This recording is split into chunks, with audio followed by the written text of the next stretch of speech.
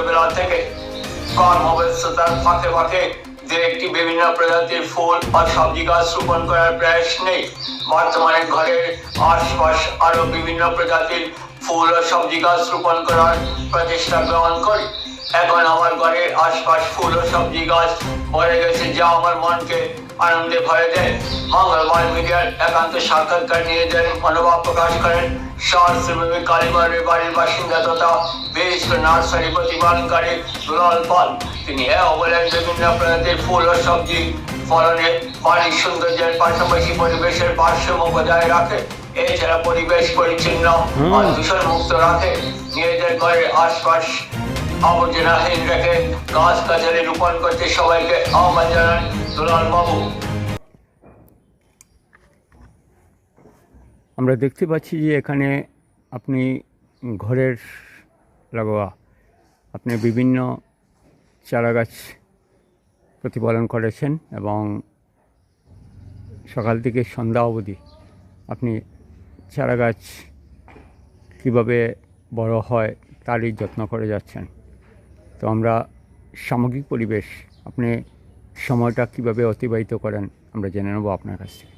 আমার ছোট্ট বাড়ি, জায়গা একদম কম, কিন্তু আমি সকাল থেকেই বাগানের কাজ করি।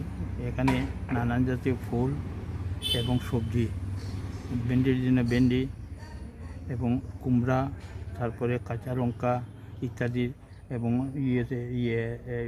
আপনার এই যে অন্যান্য ফসল লাই ইত্যাদি করে থাকি। এটা আমার একটা অভ্যাসে পরিণত হয়েছে।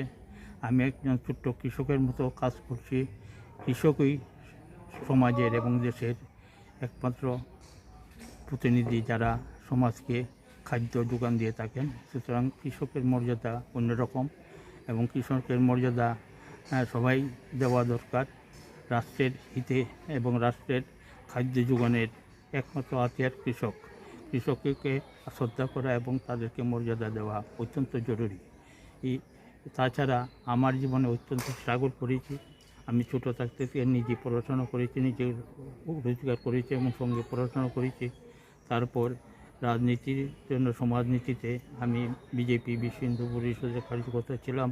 তাছাড়া আমি কর সেবা সংযোজক, শিলা পূজনের সংযোজক, সন্ত সম্মেলনের সংযোজক এবং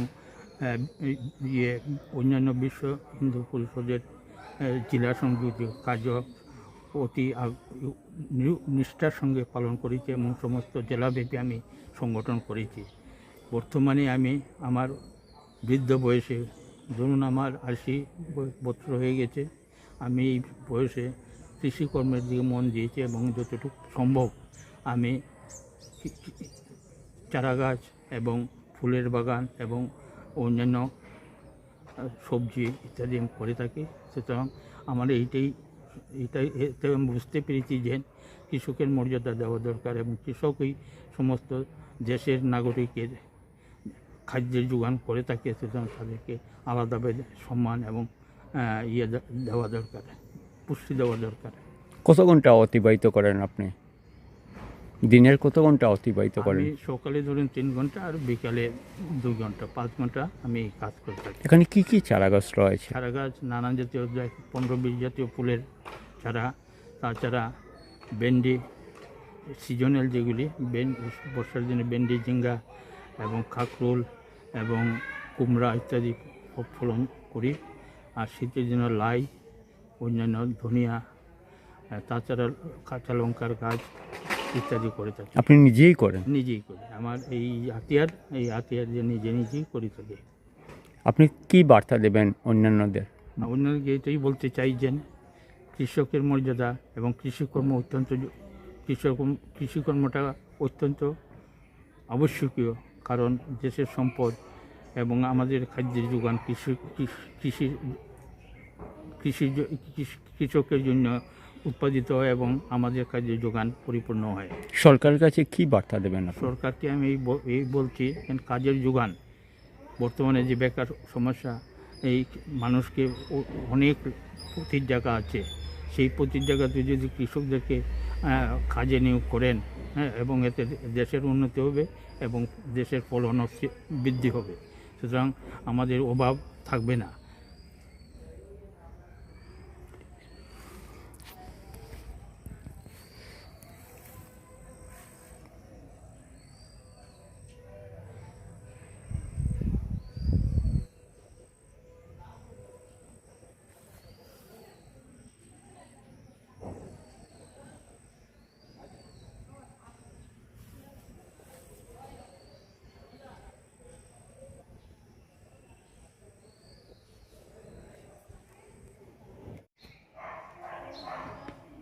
আমার একটা অনুরোধ, ভারতের নাগরিক যারা আছেন তারা নিজের বাড়ির সম্মুখস্থ রাস্তা এবং যদি নালা থাকে বা ড্রেন থাকে সেটা নিজেই পরিষ্কার করিয়ে রাখা ভালো, এতে স্বচ্ছ ভারতের রূপ প্রকাশ্যে আসবে।